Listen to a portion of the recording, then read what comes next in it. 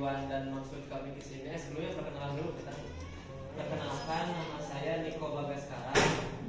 Saya dari jurusan tasawuf psikoterapi semester 7. Ada yang tahu tasawuf psikoterapi? Tasawuf tahu? Psikoterapi? Tahu? Jadi tasawuf psikoterapi jurusan Islam.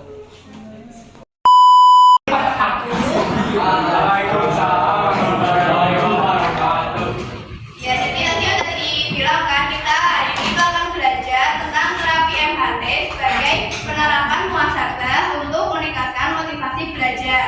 Nah, kalian itu udah pada tahu belum sih muhasabah itu apa? Udah pada tahu belum? Sudah tahu? Belum. Ya, disimak ya. Kita akan belajar itu muhasabah itu apa sih? Muhasabah adalah suatu aktivitas perenungan diri atau introspeksi diri untuk mengevaluasi perbuatan yang telah dilakukan saat ini agar esok hari menjadi lebih baik dari sebelumnya. Jadi muhasabah itu kayak kita tuh mengintrospeksi diri gitu, memikirkan hal apa yang sudah kita lakukan sebelumnya, kekurangan-kekurangannya atau kesalahan-kesalahannya itu jangan sampai terulang di hari ini. Kemudian keutamaan muhasabah apa aja sih? Kenapa juga kita harus bermuhasabah? Itu yang pertama ada bisa meningkatkan kesadaran diri. Jadi dengan kalian bermuhasabah, kalian tuh jadi sadar gitu, bisa sadar diri karena untuk misal, oh iya hari ini aku salah, kalau bisa besok jangan ngelakuin kesalahan yang serupa gitu, harus lebih baik dari hari ini. Kemudian yang kedua ada memperbaiki hubungan dengan orang lain. Nah, dari bermuhasabah kalian itu bisa jadi memperbaiki kayak komunikasi, interaksi ataupun sikap kalian untuk orang lain. Jadi hubungan kalian dengan orang lain itu pertemanan atau misal percintaan atau tentang teman sama sahabat atau sama siapapun itu bisa menjadi lebih baik gitu. Kemudian yang ketiga ada pengembangan kecerdasan emosional. Dengan bermuhasabah, jadi kalian itu bisa mengontrol emosi kalian gitu. Jadi lebih sabar atau bisa mengontrol gitu, jangan marah gitu, bisa dikontrol gitu. Kemudian ada mendapatkan pelajaran dari pengalaman. Nah, dari yang sudah kalian lakuin di hari sebelumnya, di hari kemarin, jadi kan pikirkan, oh iya kemarin aku. Kemudian yang terakhir adalah jadi lebih bijak dalam menghadapi masalah. Ketika kalian dihadapkan sama masalah apapun itu, berat apapun itu, dengan bermuhasabah kalian jadi bisa menghadapinya itu dengan respons dan cara menanggapinya itu bisa lebih baik lagi dari sebelumnya. Kemudian tentang motivasi belajar, kalian sudah tahu belum sih motivasi belajar itu apa? Tahu nggak motivasi belajar itu apa? Nah, betul, benar. Kita sangat tentang motivasinya. Sejak bulannya Maha itu ya, motivasi belajar itu pandangan siswa terhadap proses belajar yang dilatar belakangi oleh keinginan untuk mencapai hasil belajar yang lebih baik. Kalian punya nggak sih pengen dapat nilai atau hasil belajarnya itu lebih baik dari sebelumnya? Nah, gimana sih caranya supaya kalian tuh nggak malas belajar gitu? Gimana caranya meningkatkan semangat belajar? Ayo dengerin, baik-baik.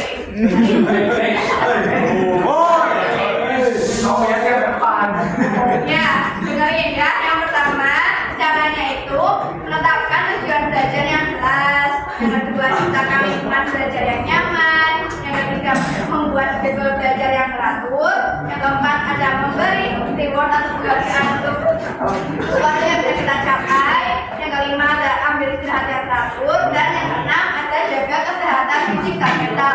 Apa aja tadi cara meningkatkan semangat belajar? Satu. Makasih belum belajar. Ya, satu. Tetapkan tujuan belajar yang jelas. Apa? Dua, ciptakan lingkungan belajar yang nyaman. Ya. Tiga, membuat jadwal belajar yang teratur. Empat, memberi reward atau penghargaan. Lima,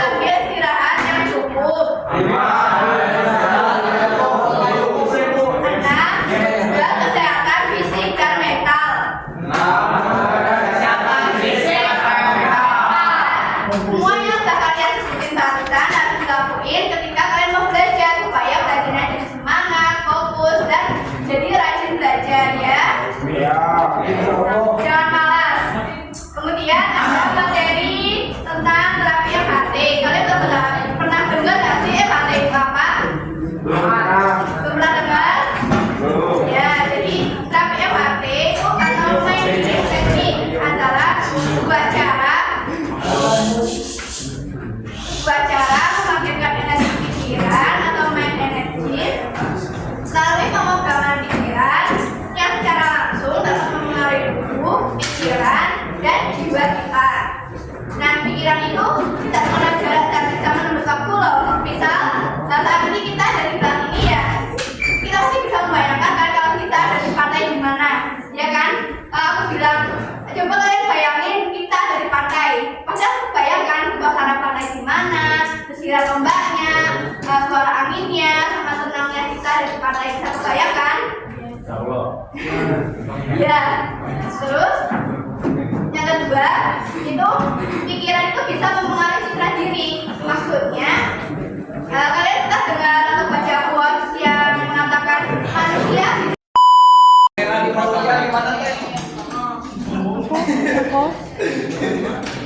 di situ di sinetron atau di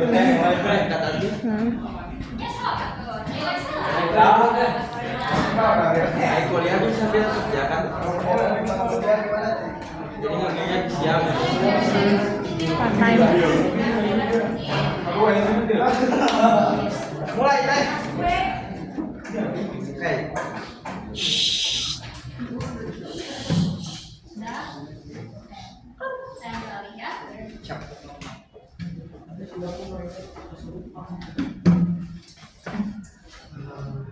Ya, boleh mendampingi kalian.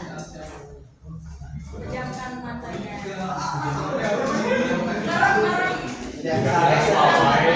Gak bisa merem, terus pikirannya kemana-mana, pikirannya berisi. Mau gini juga nggak apa-apa. Mau enggak apa-apa. Nggak apa-apa. Ya boleh.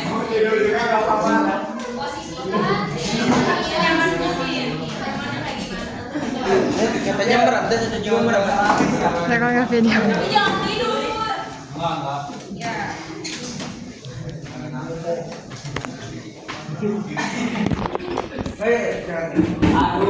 Ya.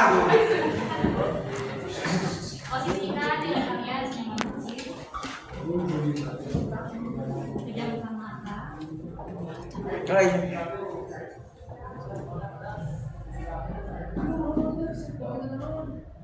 Bisa tarik nafas 3 kali.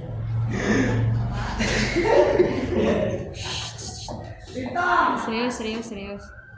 Buang nafas perlahan.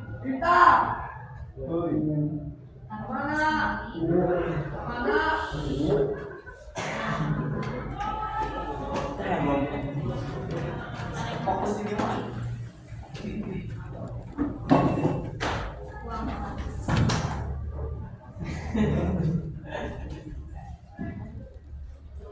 Posisikan diri kalian senyaman mungkin.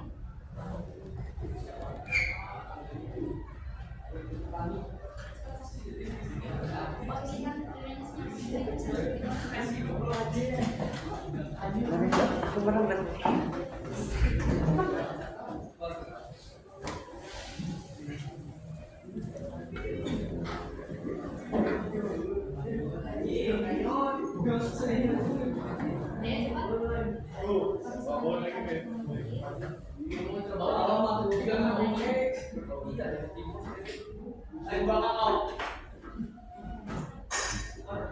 Ucapkan dalam hati kalian, ya Allah, Engkau adalah Maha Penyembuh, sembuhkanlah diri hamba sekarang dengan kesembuhan yang tidak meninggalkan nyeri dan bekas.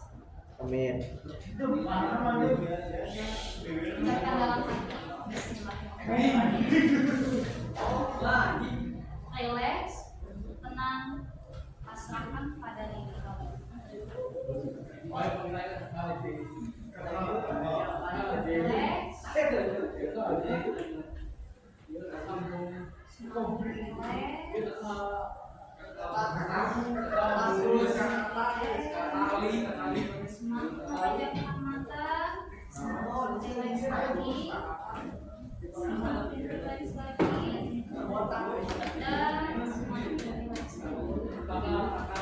Jadi